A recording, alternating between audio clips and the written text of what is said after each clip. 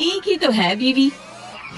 डालो डालो, थोड़ा और डालो, कंजूसी क्यों कर रही हो? थोड़ा और डालो ना। एक काम करिए, सभी ले जाइए, लीजिए। वैसे भी आपको तो सब कुछ बांटने का शौक ही है ना। अरे इतनी मिठाई आई है तो रिश्तेदारों को तो देनी चाहिए ना। मैं कहाँ मना कर रही हूँ, मत दीजिए, लेकिन घर के लिए भी तो कुछ छोड़ दीजिए। आधी मिठाई जेठानी जी को देकर आएंगे और आधी चाची जी के घर में, और हमारे घर के लिए कुछ भी नहीं बचेगा। अरे तो अपने भाई और भाभी को कुछ भी देने के लिए अब मुझे तुमसे पूछना होगा क्या? आपने आज तक मेरी कोई बात मानी भी है जो मुझसे पूछेंगे? देखो दिव्या, ये सब मेरे अपने हैं, इनके साथ नहीं बांटूंगा सब कुछ तो किसके साथ बांटूंगा? दुख सुख में अपने ही तो काम आते हैं। अरे पर मैं कहाँ आपको रोक रही हूँ ये सब करने से, लेकिन मैं बस इतना कह रही हूँ कि आप जिनके लिए ये सब कर रहे हैं उन्हें आपकी कदर भी होनी चाहिए।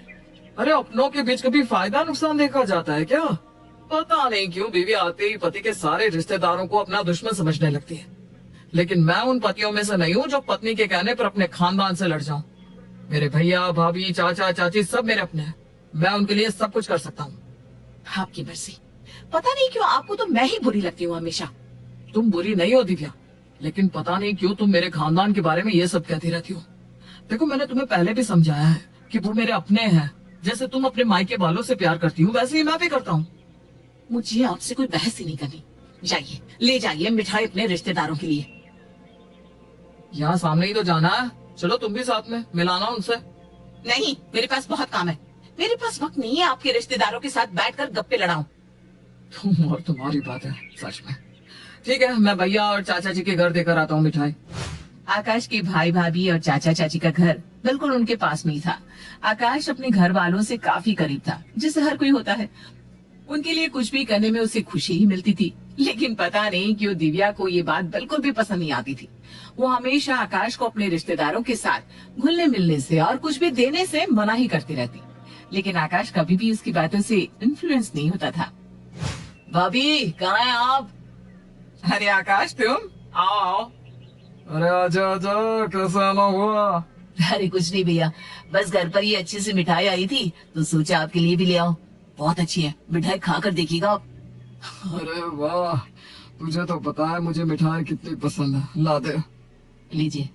और थोड़ी मिठाई ना मैं चाचे जी के घर दे आता हूँ। हाँ हाँ दे आना, लेकिन थोड़ी देर बैठो तो सही, मैं चाय बना देती हूँ, पी कर ही जाना। अरे रहने दीजिए, कोई बात नहीं भाभी। अरे ऐसे कैसे, चाय तो पीनी ही पड़ेगी। अरे बना दो चाय, अदरक डालना, इसे बहुत पसंद है अदरक की चाय। भैया आप भी। भैया ये छत का काम अभी तक आपने करवाया नहीं? अभी बारिश के मौसम में ना बहुत दिक्कत होगी फिर। हाँ कब से सोच तो रहा हूँ, लेकिन क्या करूँ, कुछ पैसे कम पड़ रहे हैं, काम शुरू ही नहीं करवा रहा हूँ। अगले महीने करवा दूंगा। अरे थोड़े पैसे मैं दे दूंगा, कोई बात नहीं, आप काम करवा लीजिए। अरे नहीं नहीं, तू क्यों देगा पैसे, करवा लूंगा मैं। भैया हम दोनों भाई है ना, एक दूसरे के काम भी नहीं आ सकते क्या? अरे ऐसी बात नहीं है, पहले बीच में भी तो तुझसे पैसे लिए थे मैंने व्यापार के लिए। अरे तो क्या हो गया भैया, मैं आपका छोटा भाई हूँ, आपका मुझ पर पूरा हक बनता है। आप काम शुरू करवा दीजिए, मैं मदद कर दूंगा। वो सब तो ठीक है, लेकिन घर में काम होगा छत का, तो खाना कैसे बनेगा? अरे उसकी चिंता आप मत कीजिए, खाना कविता बना देगी आप दोनों के लिए, जब तक छत का काम नहीं हो जाता। नहीं नहीं नहीं, दिव्या पर काम का बोझ बढ़ जाएगा, मैं कुछ बाहर से ही मंगवा लूंगी। अरे नहीं नहीं नहीं, भैया को बाहर का खाना वैसे भी पसंद नहीं है। दिव्या 2 लोगों का खाना ज्यादा बना देगी, आप चिंता मत कीजिए। ठीक है, मैं कल ही कारीगरों को बुला लेता हूँ फिर। हाँ भैया आप बिंदास बुला लीजिए। वाह वाह वाह वाह, बिंदास बुला लीजिए, मैं क्यों बनाऊं उनके लिए खाना? दिव्या हम लोग पास में रहते हैं, लोग तो पड़ोसियों के भी काम आते हैं, और वो तो मेरे भाई भाभी है। आपके भाई भाभी है, मेरे तो नहीं है ना, मैं नहीं कुछ करने वाली उनके लिए। ठीक है, मैं खुद बना लूंगा उनके लिए खाना, तुम्हें कुछ भी करने की जरूरत नहीं है। यही बस आप यही करते हैं, मैं ये कर लूंगा, मैं वो कर लूंगा। आप बैठिए, बना देती हूँ खाना उनके लिए। अरे मेरी प्यारी बीवी, मैं जानता हूँ तुम किसी और के लिए नहीं, मेरे लिए तो सब कुछ कर ही सकती हो। सही कहा आपने, मैं ये सब उनके लिए नहीं आपके लिए कर रही हूँ, और करती आई हूँ और करती रहूंगी। मैं जानता हूँ दिव्या कि तुम मुझे परेशान नहीं देख सकती, लेकिन वो सब भी मेरे अपने हैं, और मेरे अपने मतलब तुम्हारे भी अपने हुए ना। बस अभी मस्का मत लगाइए, बना देती हूँ ना खाना। अच्छा सुनो, अब भाई भाभी के लिए बना रही हो तो लगे हाथ चाचा चाची के लिए भी बना देना खाना। हे भगवान, मेरे पति का कुछ नहीं हो सकता। सतपत्नी दो इन्हें भगवान। दिव्या चाहे आकाश के घर वालों से कितनी भी चिढ़ती थी, लेकिन वो आकाश को मना भी नहीं कर सकती थी, और आकाश भी कभी भी अपना फर्ज निभाने से पीछे नहीं हटता था। अरे चाची जी कहाँ हैं आप? हाँ, यहाँ रही आकाश बेटा, आजा आजा बैठ। जी बैठता हूँ, लेकिन पहले ये लीजिए गरम गरम आलू पूरी, जल्दी से खा लीजिए। अरे वाह क्या खुशबू आ रही है, आज तो तेरी चाची के हाथ के बेस्वाद खाने से बच जाऊंगा। अच्छा, तो मैं बेस्वाद खाना बनाती हूँ। अरे मैं तो मजाक कर रहा था भाग्यवान। अरे चाची जी चाचा जी तो मजाक कर रहे हैं, आइए बैठिए गर्मा गर्म आलू पूरी खा लीजिए। और तेरा काम कैसे चल रहा है आकाश? बस आपका आशीर्वाद है चाचा जी। आप बताइए गुड्डू कनाडा में कैसा है, सब ठीक है ना? हाँ हाँ, सब बढ़िया है। बस उसको कुछ पार्सल भिजवाने थे, अगर तू फ्री हो तो भिजवा ना। हाँ हाँ मैं भिजवा दूंगा चाची जी, आप टेंशन मत करो। हाँ अपने ही तो अपनों के काम आते हैं, हमारे बेटे जैसा है आकाश। तभी तो हक से कह रही हूँ ना काम। ठीक है, और भी कुछ काम हो तो बता दीजिएगा चाची जी। अरे आपको पता भी है कनाडा पार्सल भेजने के कितने पैसे लगते हैं, और इसका ऑफिस भी कितनी दूर है। चाचा जी के पास तो कार भी है, वही दे आते। कोई बात नहीं, दे आऊंगा मैं, कौन सी बड़ी बात होगी इसमें? आपको तो कोई बड़ी बात लगती कहाँ है जी। अरे अपने ही तो अपनों के काम आते हैं, देखना मुसीबत में यही सब काम आएंगे मेरे। हाँ हाँ क्यों नहीं, मैं भी यहाँ आप भी यहाँ, देखते हैं कौन किसके काम आता है। हाँ देख लेना। आकाश एक सकारात्मक और परिवार से प्यार करने वाला लड़का था, और वहीं दिव्या को ये सब चीजें पसंद नहीं थी। फिर भी आकाश के लिए दिव्या उसके रिश्तेदारों के साथ साथ निभा रही थी। लेकिन आज आकाश की किस्मत ने एक नया मोड़ ले लिया और उसका स्कूटर जाकर ट्रक से टकरा गया। अब इनकी हालत कैसी है डॉक्टर साहब, ये ठीक तो है ना? देखिए टक्कर काफी जोरदार थी, इसलिए इनके पाँव में फ्रैक्चर हो गया है।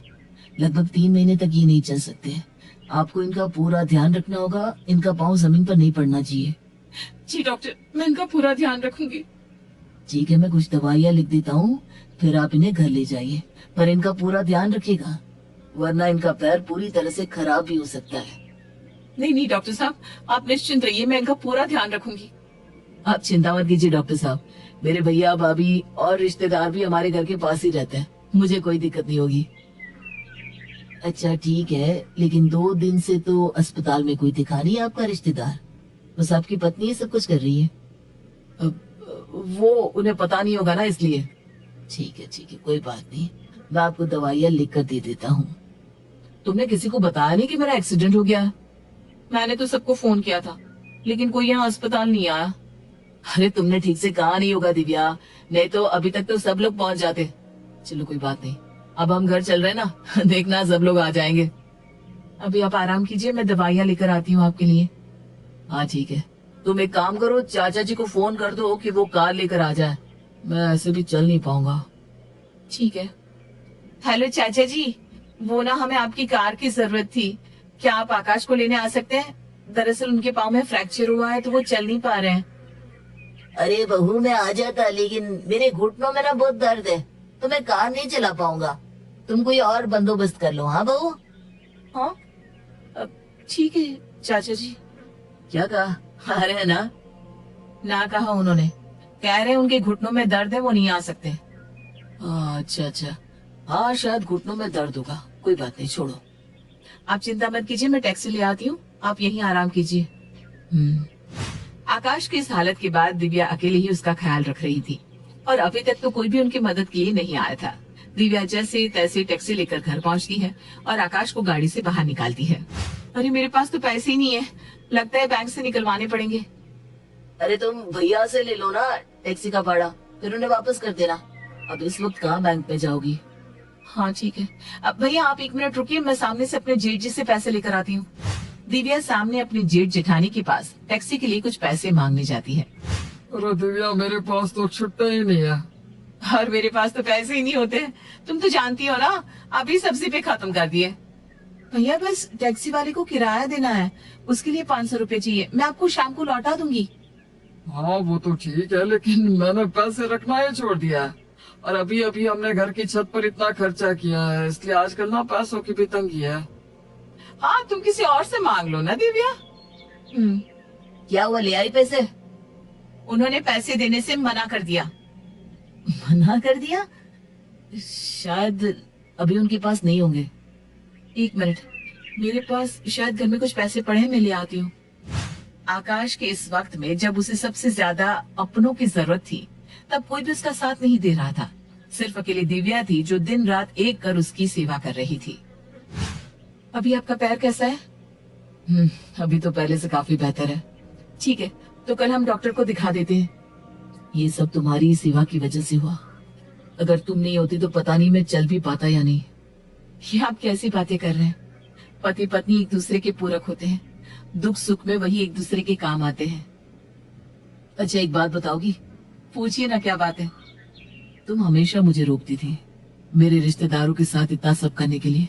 तुम हमेशा कहती थी कि उनके साथ इतना अच्छा मत कीजिए, लेकिन मैंने कभी तुम्हारी बात नहीं मानी। पर तुम्हें किसे पता था कि वो सब ऐसे ही है?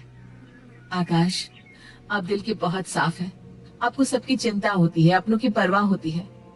लेकिन जब मैं इस घर में शादी करके आई ना, तब मैंने देखा कि जिन लोगों के लिए आप ये सब कर रहे हैं, उन्हें कभी आपसे लगाव नहीं था। आपके भाई कभी आपकी मदद के लिए आगे नहीं आते थे। उन्होंने अपना घर बनवाया, लेकिन आपको किराए के घर में रहने के लिए छोड़ दिया। आपके चाचा चाची की आप इतनी सेवा करते आए हैं, लेकिन उन्होंने कभी आपको अपना बेटा नहीं समझा। आपने कभी देखा है कि उन्होंने आपके लिए कुछ किया भी हो? कभी आपके लिए कोई चीज बनाई हो? उन्हें बस आपसे अपना काम निकलवाना था। जब मैं शादी करके आई तो मैंने देखा कि आप अपने परिवार से बहुत प्यार करते हैं, लेकिन मैंने ये भी देखा कि वो सब लोग बस आपका फायदा उठाते थे। और एक औरत अपने पति का बुरा कभी बर्दाश्त नहीं कर सकती। बस इसीलिए मैं आपको उनके लिए कुछ भी करने से रोकती थी। और मैं पागल अपने साथ साथ तुम्हें भी उनकी सेवा और काम करवाता था। कभी उनके लिए खाना बनाना, कभी उनके लिए मिठाइयाँ बनाना, कभी उनके घर के लिए अपने तोहफे दे देना। लेकिन तुमने कभी मुझे किसी काम के लिए मना नहीं किया। गुस्सा होती रही, लेकिन काम हमेशा किया।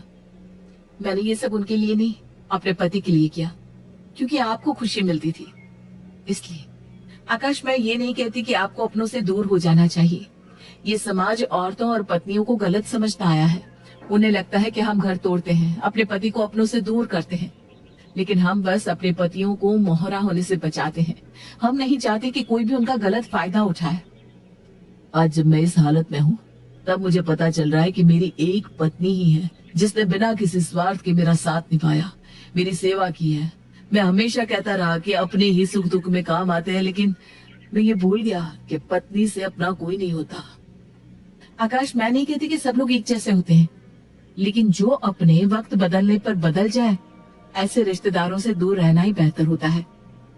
मुझे खुशी है कि तुम मेरी जीवन साथी हो दिव्या।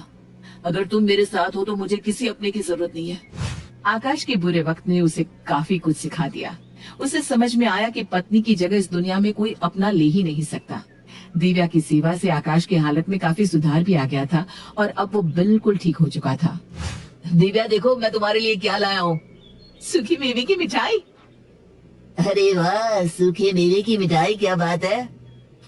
लगता है हम सब सही समय पर आए। हाँ, हमें तो देवर जी की बड़ी चिंता हो रही थी, इसलिए हमने सोचा कि हम उनसे मिलाते हैं। हाँ, कैसा है आकाश बेटा? कविता बहू, आज तो हम सब आकाश के साथ ही बैठेंगे। ये मिठाई भी खाएंगे और खाना भी साथ में खाएंगे। इतने वक्त के बाद आकाश ठीक हुआ है। तुम सबके लिए मिठाई और पकवान बनाओ दिव्या। आप सबका बहुत बहुत शुक्रिया यहाँ मेरा हालचाल पूछने आने के लिए।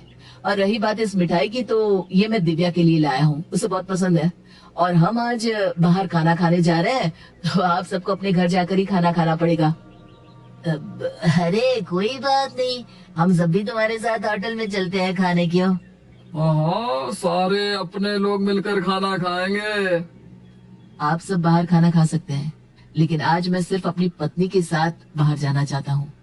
सिर्फ एक ही तो पत्नी मेरी है, मेरी जीवन साथी। तो आप सबसे फिर कभी मुलाकात होगी।